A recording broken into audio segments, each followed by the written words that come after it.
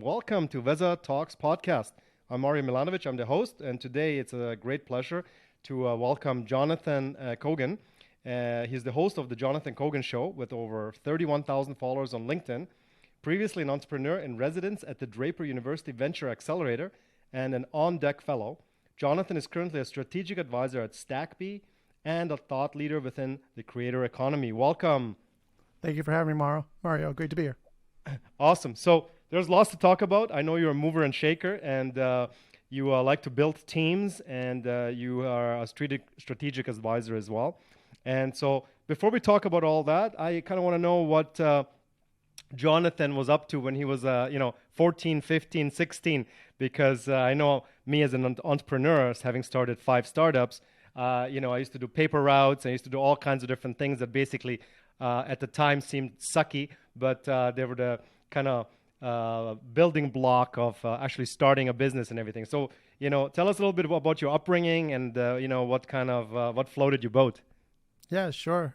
So I was always into trying whatever the new tool was, whether it was like Cyberco, like physical hardware, whether it was software. If it was new and it was technology focused and you can either program something or build something on the computer to make something better, that's what I was into. But I was also obsessed with math. Okay. This is kind of nerdy, but when I was 13 years old, I got my first laptop, the Dell Inspiron, like I think 8200 or something. You could like change the colors by the keyboard. It was amazing. Yeah. And that was back when the kind of online, that was actually a little before online poker was taking off, but sort of around that time. And I was obsessed with poker. Like I would go sleepless nights. I would miss school. I wasn't the greatest student. I kind of, I just passed. I mean, I did okay, but like I didn't care about it. I didn't think it really mattered in the long run. I was more about building relationships and people. But like I played poker 12 hours a day, and I did it professionally for like 7 years after that, or actually 8 years after that. Wow. And so I played a lot of poker online, but also in between then I would, use new software and build things for companies, whether it's like implementing, automation for like, I was big with numbers. So like finance or accounting systems, just creating things that, sync people's bank accounts with their portfolio or with their accounting systems, really nerdy stuff. But so I kind of focus on the back end. But I played a lot of poker, and that's how I made money for a long time. That's crazy. I know math was my favorite subject. Matter of fact, I loved physics because it was applied math, and I studied physics for several years, and eventually just wasn't, I'm going to university. It was in Alberta, Canada, actually. Oh. And I just looked around and I was like, I don't know, I'm more outgoing as nerds, so like I loved it, but it was like, I wasn't fitting in, so to speak, right? I mean, you're young and everything, right? You're trying to fit in and be sure. a person that, kind of has friends, and I just couldn't relate to them, even though I loved math, right? So I can totally relate to that with that, right? And having a little computer and everything like that. Poker is interesting, I mean, obviously it's a game of chance, but you definitely have to have a lot of reads on people and everything, right? So the thing about what you said was about people and networking and everything. That's one thing that I believe is going to make people stand out in the next 5 to 10 years, especially with all this AI coming on board, right? So let's talk about a little bit of AI and the disruption that it's going to be causing. It has caused, but I think that we haven't seen anything yet. Matter of fact, today I had lunch with my cousin here in Belgrade, Serbia, and I was saying that, he's an engineer, and I said, buddy, I don't think you're going to be relevant in a couple of years. I think you're going to be, How do you take that? Well, he disagreed, obviously, right? Because I know everything. And I'm like, not really, I mean, you're going to basically be able to say, okay, I got a parcel. It's this many square feet. I need this much usable area.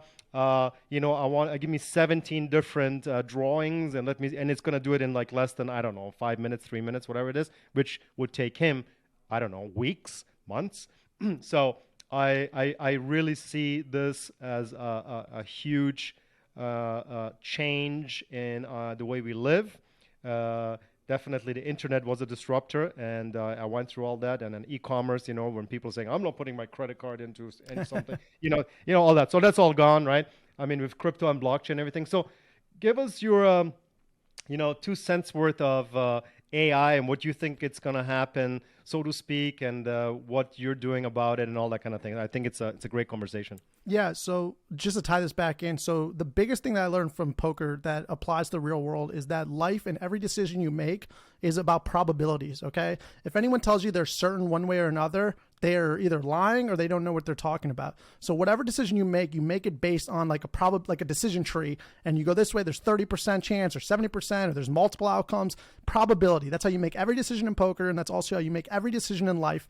And in the long run, if you take the odds where it's most in your favor, you will win in the long run. So that's where patience comes into play, which is super important, because everyone's, people nowadays, it's like, oh, if you don't make it in 6 months, people are willing to give up, where, it could take you 10 years to make something substantial. So, so probabilities, and that goes into AI and everything that's happening now, which is, there are a lot of different outcomes that can come out of this. It could be that your cousin is replaced. It could also be that it's going to be more of like a co-pilot. The way I see it personally is that, at least in the near term, is that this technology is going to be like a sidekick, kind of like it's going to 10x your output rather than eliminate you. So Absolutely. I think that you're just going to be able to get more done. You're going to produce more output, and therefore we're going to have more things, more services, more options in the marketplace. So right. I don't think it's going to have... So I think the output is just going to 10x as opposed to just replacing people and then having the same equal output. But I implore every founder, whether it's your first time, second time, no matter, even if you're working at a corporation, it doesn't matter. You better be open to the idea of at least testing these new technologies. Go play with ChatGPT, learn about it, because if you don't, in this era that we are in right now and really at the beginning of, and what's really interesting is this, I just not to get too sidetracked, but the first iPhone came out in 2007. I'll never forget that. And to get from that first iPhone to the iPhone that we're at now, whatever that is, what are we on, like 14 Pro or something? Yep. That took about 16 years. So how long that took with the technology improvement from the first iPhone to this iPhone is going to be like ChatGPT 3, which just came out in December, to what it's going to be like in 2026. That's only in 3 years. So what took 16 years? So things are about to move really fast, and people are uncomfortable with change, but you need to be willing to accept that the world is going to look radically different in a decade. By 2030, the world is going to look radically different than it does today. And that's not a bad thing. It's not a good thing. It just is. And so you have to adapt. You have to know that these tools are going to revolutionize the world. AI compared to like the internet, people said the internet was a fad. Obviously, they were wrong with that. Like we were just talking before we logged on with e-commerce, and people wouldn't put their credit card online. Now you would just laugh at someone who would say that. And especially the chaos of the last 3 years, how much it has sped things up, willing to connect online, build their own communities online, willing to, work with people across the internet and other areas of the world and build stuff. People who've never met each other in real life. Real life in person, you know what I mean? Sure. It's just going to be a radically different work environment with different tools in different ways, but that's how things always have been. Industrial revolution, it's always been the way things are. Things just change, they evolve. You either adapt or you're left behind. It's your choice. Absolutely. That's the best part. I agree with you. I think, there's always an aha moment. I remember I've been online since, whatever. I used to, program in the late 80s, basic Fortran and all that kind of stuff. But the day that I realized technology is here to help me, so to speak, it was 2006. I was at the World Cup in Germany, in Munich, and I was at that time living in San Diego. I had my phone, whatever that was, Nokia, whatever, and I was walking by the Hofbräuhaus, and the phone rings, and I was like, oh my God, it's a work call. This has never happened before. Like, what do? I panicked, right? Because I didn't want him to know that I'm in Germany. They're going to think I'm slacking off, right? So I answered this call, took care of business, hung up, and I remember looking at the phone and looking up and looking at the phone and going, oh my God, they had no idea I was in Munich. And that gave me that aha moment in 2006, right? To basically say, hey, I actually can be anywhere in the world. And, at that time, it was so revolutionary, right?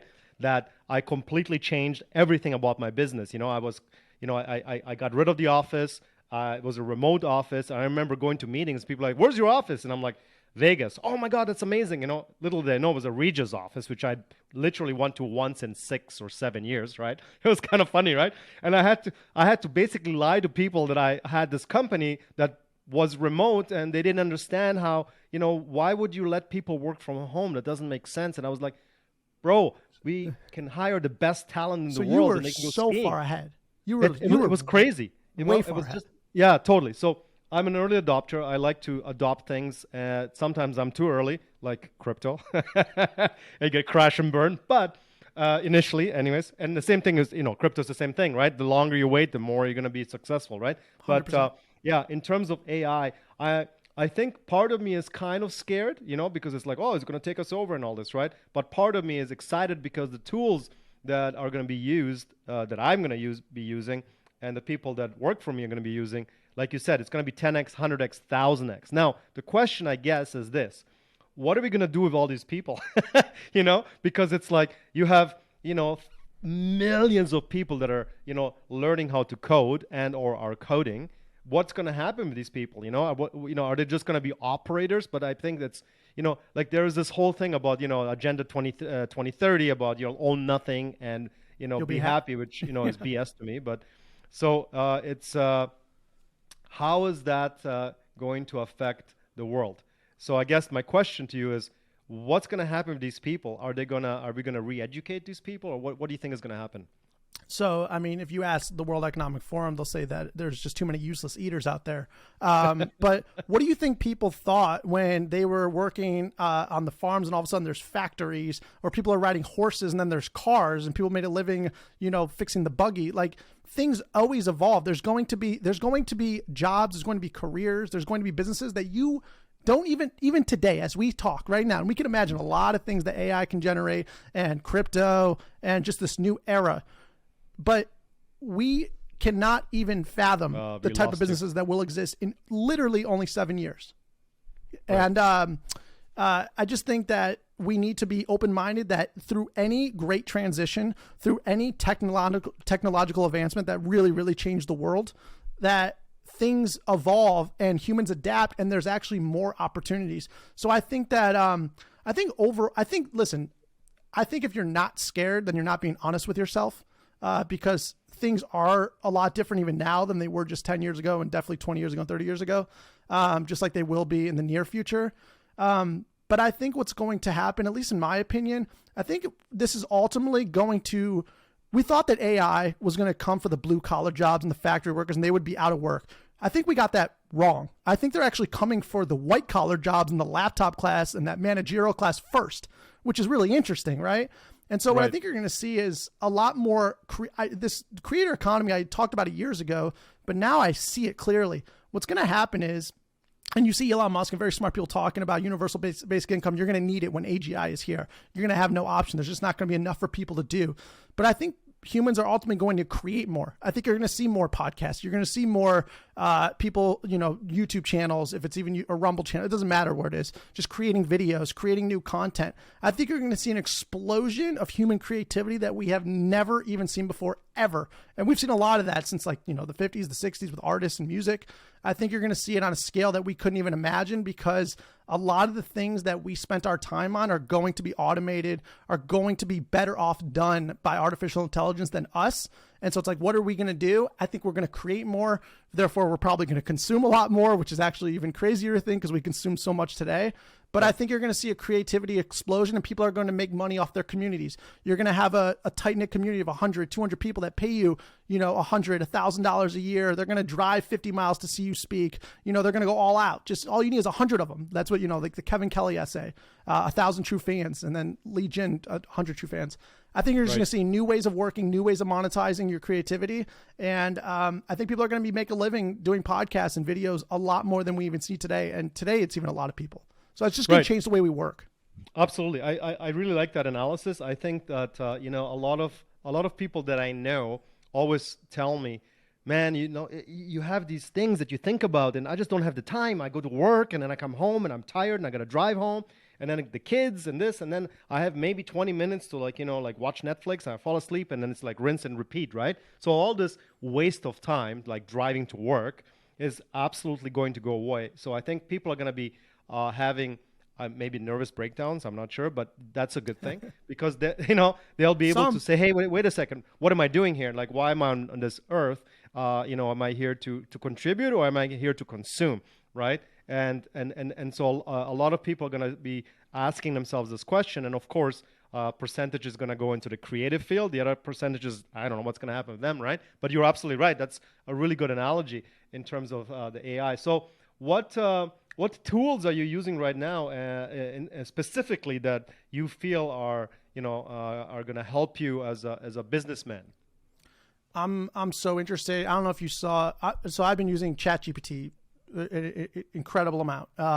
Whether it's the programming side, just the tech side, just learning how it works, having it calculate things, run things. And I think that, I don't know, it like leaked. There's the plugins for it. There's going to be an open source plugins for it, so it can plug into Expedia, it can plug into OpenTable, it can plug into anything, right, and get that right. information. Then basically become your own concierge for creating a whole travel itinerary is just one example. Right. I mean, this is going to disrupt the services field immensely. I do think that I do worry about what a lot of people are going to do in the near term, because this is going to happen at a pace that we've never experienced. Like from the internet of, like roughly 95, and then it becoming mainstream, and then Web 2 with mobile, that was only like 15, 20 years ago. iPhone came out in 2007. Now, that was over like a decade, how much that grew, right? From the time Sure. that we just had like Yahoo, blogs, like search engines, Google, and then we have Uber and Airbnb, which changed everything. Now we're going to come into something that's going to grow at a pace that's probably 5x that. I mean, within like a couple years. Absolutely. What are people going to do in that? People don't adapt that quickly. When something changes, people need time, right? People, like you just mentioned, they don't have enough time to try anything. They don't have enough time to learn anything. They literally, I call it droning through life. They just drone. Like they wake up at the same time. They go to work. They commute. They come back. They watch a little bit of Netflix. They do the same thing, but they're not really happy. I mean, I think so many people are miserable doing what they're doing. And I think if they're willing to learn how to use things like this, like ChatGPT, like other AI tools, whether it's like, AI writing tools, content write, a lot of blog posting, peppertype.ai, a lot of different ones. Right. I think people can open up a whole new career they never knew existed that they really love doing.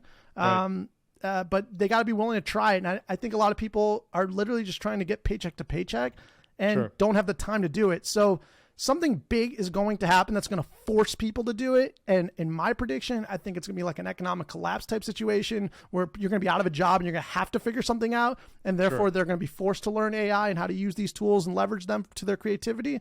And they're going to make out on the other side much better and much happier than they've ever been. So I have an optimistic look, but a short-term, I guess, sort of a doomsday look. So that's what I think is going to happen. Totally, I agree with you. I think one of the things I just thought about was, I'm almost scared to start a new company or venture because it feels like I'm going to be overtaken by AI. So it's like, hey, I got an idea. And then, how long it takes to start a company, right? You need a couple of years at least to get going. So it feels like, wait a second, if I start this, AI is just going to take me over. Like, it's even, so I think we have to start thinking on this operator level, almost like it's like a boxer has to be on his toes, right? And that I feel is going to be happening right now. I was always a big proponent of, when you talked about drones, a life of, either be really poor or really rich, because in those instances, you really can do whatever the heck you want. You don't care. Whereas in here, in the middle, you always have these limitations. You have the boss, you have this and everything. And I've really lived on both sides of the coin. And sure, it's nice to have more money, but it's also very freeing when you don't. And you're like, on a motorcycle in Thailand and worrying about how you're going to pay, your $200 rent, right? So it's cool to have the ability to live on both sides and everything like that. But you're right. For me, I've been kind of looking at, hey, do I just want to consult companies or do I want to start something new? It's always nice and refreshing, but this really is making me analyze the business landscape in a completely different way. It almost seems like I have to sit back and be a sponge and try to absorb what is happening in the next 6 months, because it's moving so rapidly. It feels like I have to take a step back. Obviously learn as much as you can, but in terms of executing, it feels like I don't know yet which way to to take the sniper, right? So yeah, super interesting stuff. I mean, if I came to you today, like that concern that you have, like starting now as opposed to previous times because AI, if I came to you with like $1 million and said, I want to 10x this in the next decade or 5 years, whatever, what business would you start that would give you the highest probability of doing that right now today, as opposed to what you would have done maybe 20 years ago or 15 years ago? You maybe would have focused on e-commerce. Would that still be the same thing, or would you choose something different because AI will disrupt a lot of that stuff? I think it would be different. I think e-commerce is basically like it's interesting you asked me that. Somebody the other day, he was a Cuban guy that basically escaped Cuba and he's young, like 21, and he wants to do an e-commerce business, and he wants to do baby toys, and he wants to do it in Utah. And I'm like, why Utah? He's like, well, I put in chat GPT where are the most babies in the United States, and it told him it's in Utah, right? And I'm like, wow, that's good information. But like, I couldn't tell him anything about where to start in e-commerce, even though I've done everything in e-commerce, and I was like, man, I don't know even what to tell you. It's just bizarre, right? So I don't think it would be e-commerce for me. I definitely think blockchain technology coupled with AI, there's some meat in there. Crypto obviously is a huge thing. It's funny. I was watching this video the other day about this guy buying a Porsche 911 GT3 in Dubai, and he basically just went, "Hey, I got 8 bitcoins. Let's see what I can buy." And so he went, and it's like, you take crypto, of course, yeah. Yeah, just send me the address, and in I don't know 10, 20 seconds, whatever. It was paid for. And he had this car. And I took a video of this video, and I've been showing it to people because, it's nice to tell, you tell people like, oh, they take crypto. They don't understand. Look, no, watch this video and see how you are transacting now in places that get it, And I was like, and people are like, oh my God, I can't believe it. It's like, yeah, I said, that's it. Why are we even using this technology, this old technology that doesn't make sense, and like all this bureaucracy, it just doesn't make sense, right? So, I don't know what that business would be. It has to, for me, I'm a big believer in networking and people. So, this conversation that we have, I would prefer to have over a nice, glass of wine or whatever the case may be, because I believe in connection. I believe in human connection. That's a huge thing for me. I think in the next 20 years, I think that people are going to be craving human connection, but they won't know how to do it. The new generation is addicted to, social media. I can see the kids, they don't have what we had, in terms of friendships and all that. So that worries me a bit. But I think it has to be somewhere along those lines. I love the thing that you said, it's like, I forget that particular website, it's AI. And you basically say, I want to go, to Edinburgh in Scotland. I got 3 days. I love golf and I love partying, whatever. And it gives you an hour by hour itinerary about what to do. I mean, that's amazing, Whereas, like, I used to enjoy doing that, traveling all over the world, been to over 50 countries. I usually just go, okay, we're going to be here for a week, and, then you research, and it takes you forever. But, I mean, there's joy in finding those places, right? But if you can have AI do that, especially AI being what you like, you basically, it's kind of like, I guess we're going to have a little mini-me, right? 100%. And it's going to be like, assistant. Totally. Personalized assistant, and they know you. It's kind of funny. I remember Sarah, she used to be my PA back in the day, and she knew me. So when she called Amex and she was booking all my stuff, it was literally, I was watching, I was like, oh my God, it's kind of like me talking to American Express. It was great, right? So this is going to be more powerful, right? So it's going to be like this PA setting things up for you without worries. And then who knows what else happens, right? It's like, so yeah, I can't answer the question. What would I invest $1 million? I think you answered it though. I think you answered it. I think it would be something more like Hampton, for instance. That's a new entrepreneur for founders made by Sam Parr. This is just one example where you pay a membership fee and you can connect with people in person all across the world and go meet up with them in any city and have these events, because that human connection is going to be more important now than ever because it's used so seldomly. Like, just because there's more AI and automation around things, that means personalized hand-built quilts are probably going to go up in value rather than just standardized products. Sure. So people think that, just automation and everything just being done, that's going to make that human quality probably 100x more valuable. So That's that human right. connection is never going to go away. You can never just live on the lap, like just talking to people like this. You have to meet up in person. You have to create that human connection. So I think like, like On Deck is a good example of that. It's like more of a reskilling and education focus where you connect people and then you meet with them in person. So people Right. are probably going to connect on a network, like on the internet, and then it's going to translate into either moving to the same physical land area or just meeting each other around the world, many times a year. So I think you're going to see way more in-person stuff. And people who think that you're just going to talk like this, you're crazy. You can't, as a human, you can't live like that. So I think that the human Right. touch is going to be way more valuable. So I think you kind of answered that when you were talking about that. And then also when you talked about the transaction of the crypto, people just can't get out of their head the propaganda that we've been taught and born with and learned for so many decades that, this Absolutely. is the recency bias of how the system has to be, a debt-based economy. Like, people just can't get out of those preconceived, what they believe to be truths of what they have learned since they were born. But really, crypto is a new monetary system that you have to envision. And that is a meta concept that is hard to get through people's heads. So even showing them, giving them all the data, telling them everything they need to know, they're going to deny it because it's very uncomfortable to learn that everything you've been taught is a lie and that this is going to be a new way to do things. So it's a really weird time. Yeah, it's interesting, especially like the last year or so, I've been saying things like, it feels like everything we've been told is really a lie or it's upside down. Like it's almost like, it's kind of funny, right? It's like, true. wait a second, I've been trying to kind of like deprogram myself over the last couple of years, right? But the more I do that, the more I realize that all these things we took for granted, like you said, are kind of not true. And as you know, math is truth and AI will be the truth. And so you have like these middle management people that basically, I don't even know what they do. And bureaucracies, like, for example, in Serbia, today I went to the post office and man, I keep saying, if I was to develop a system that doesn't work, I don't think I would be as good as what has been created. It's hilarious, right? You're like, everything you can imagine, just flip it up, power of the 10th, and here we are, this inefficient system that just doesn't work, Because they're not designed to make money. Their incentives are misaligned with providing the best quality customer service, which is why privatized businesses always exceed, the public entities and public institutions. And so they just they're not allowed to die. The post office in the US simply isn't allowed to die. They lose billions of dollars a year and people use FedEx and UPS because your package doesn't even get there.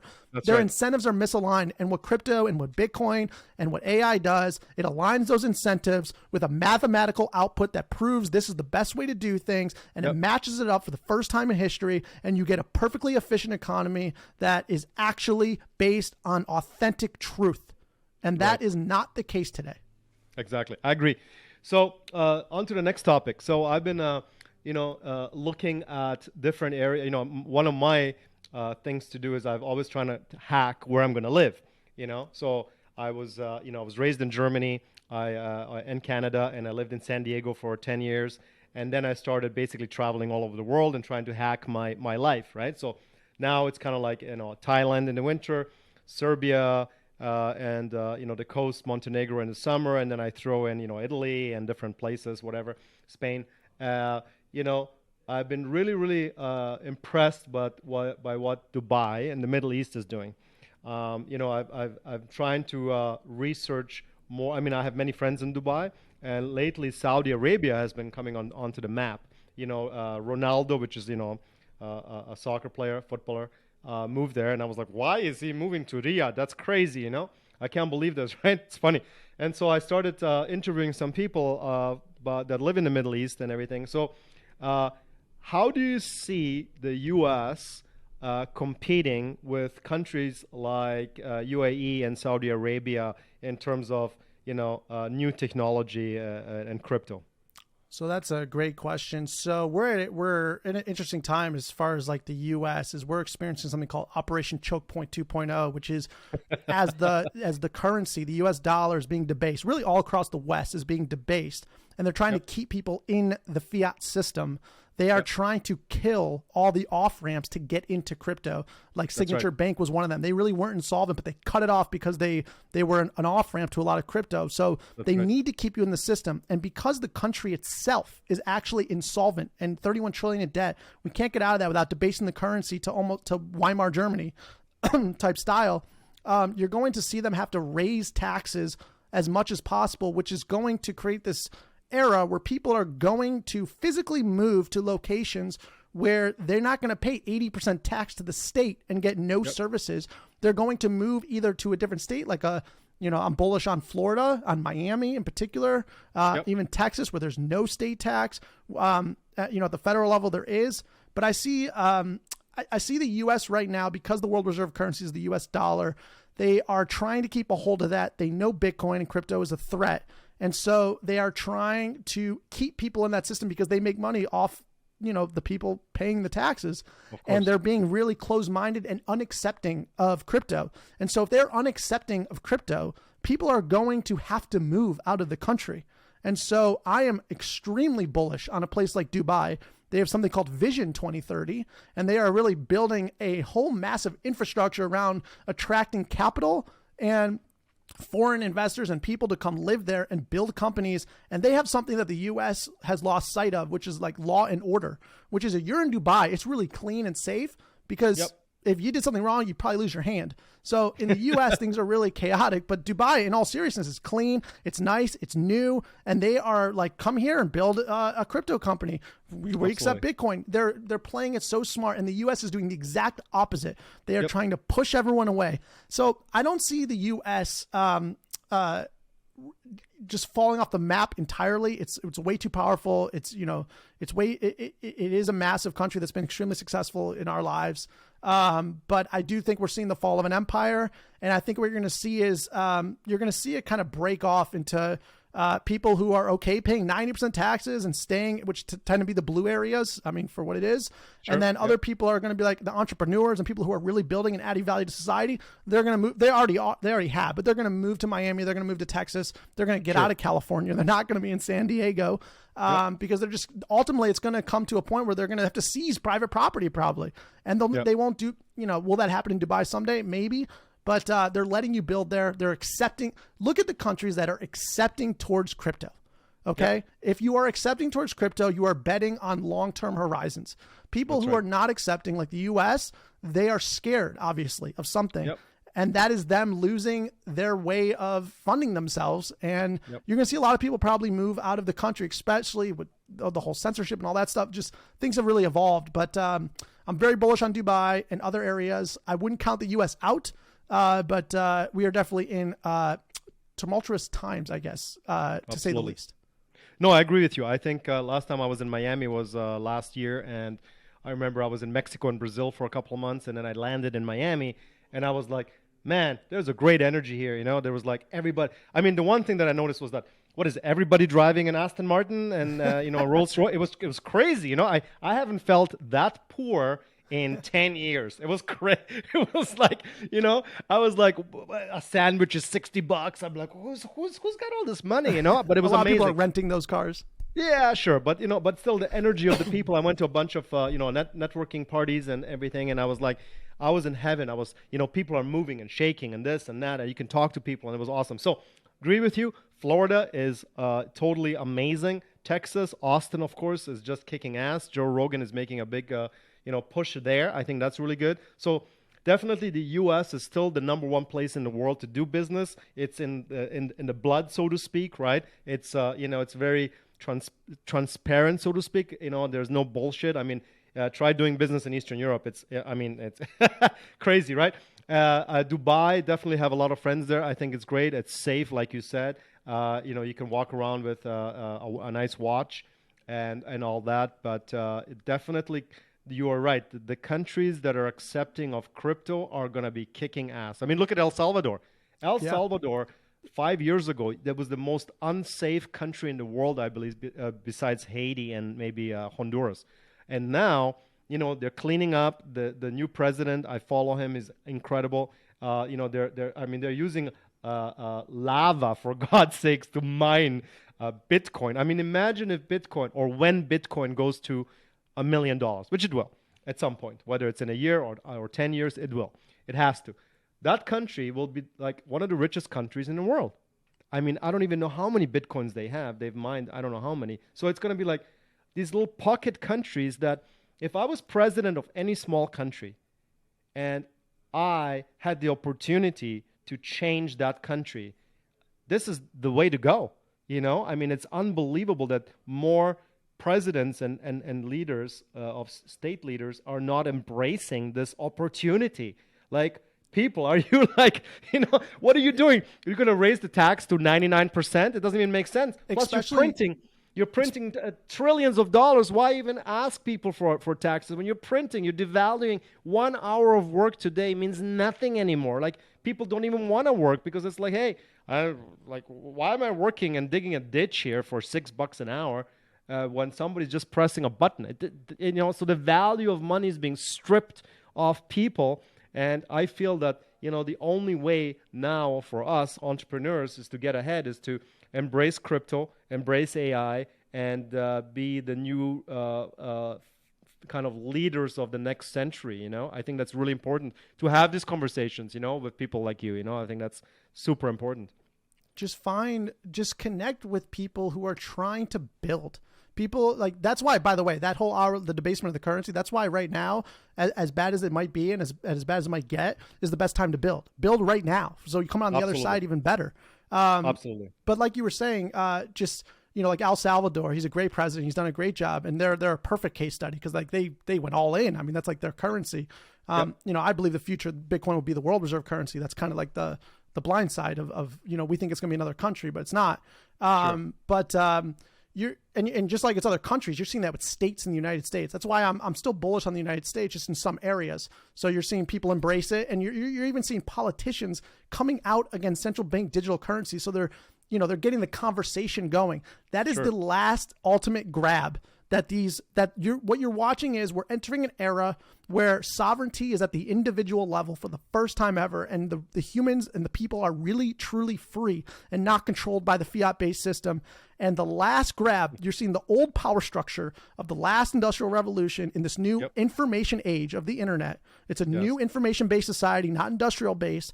You're seeing them try to hold on to their power. That's what you're feeling right now. They're trying to keep their power. And in order to keep that, they need to have control of the money, because control the money, control the world. I believe they will lose that battle and that we will win, but you have to be willing to accept new technologies. You have to go educate yourself on this stuff, because if not, you will be crushed. Just like they're crushing the middle class. They're trying to create a feudal two-tier system. They will not win, but you have to be willing to connect to other great people like yourself, other entrepreneurs, just people who are trying to do good. There's so much negativity you can watch. You could be brainwashed by the Matrix and you know, all the propaganda they put out there. Go search for people. There are so many more good humans out there than they would want you to believe. Absolutely. All of that's not real. It's a fake, false assertion of reality. And people like yourself are all over the world, and they want to connect, and you meet with them online. You have great conversations like this. Maybe you build something. Maybe you connect through another friend down the road. Maybe you meet in person in a couple of years. It doesn't matter. It's a community. It starts on the internet.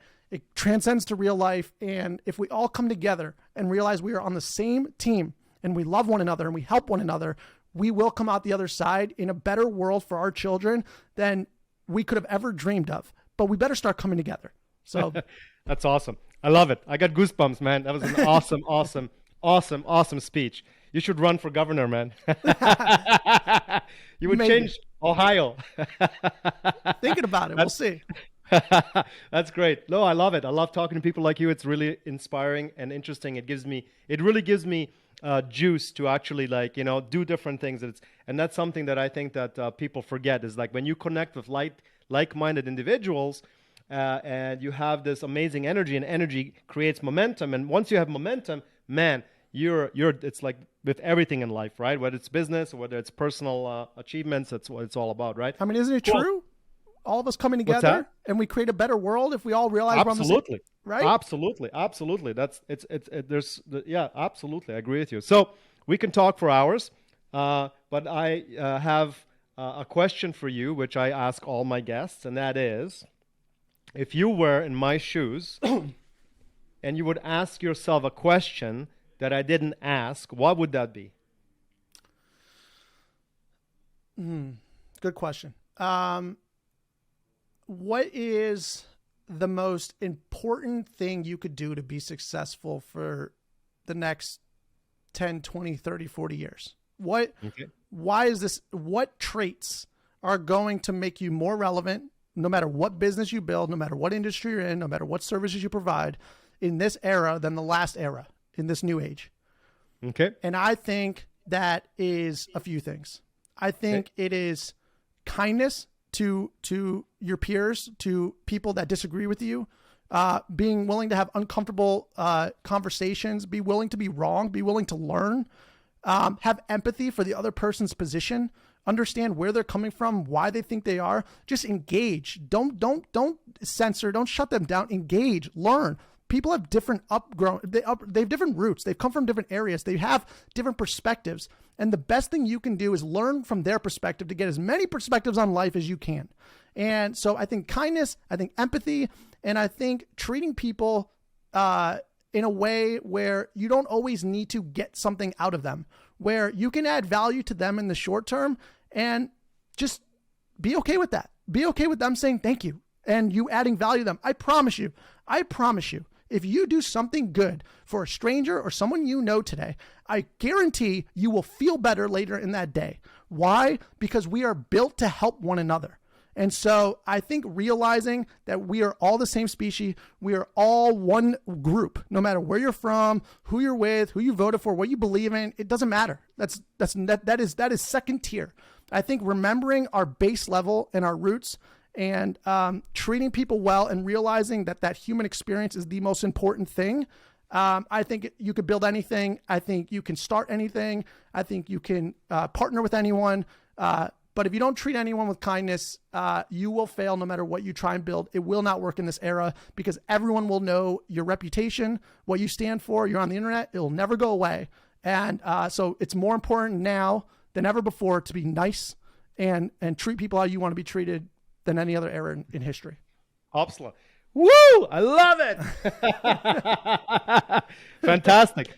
Awesome. Well, thank you so much, man. This was really, really cool. I love talking to you. I can't wait to meet you in person. If you ever come to Europe or Asia, let's hook up and, awesome. Thank you so much for being on the podcast and we'll see you soon. Okay. Thank you, Mario.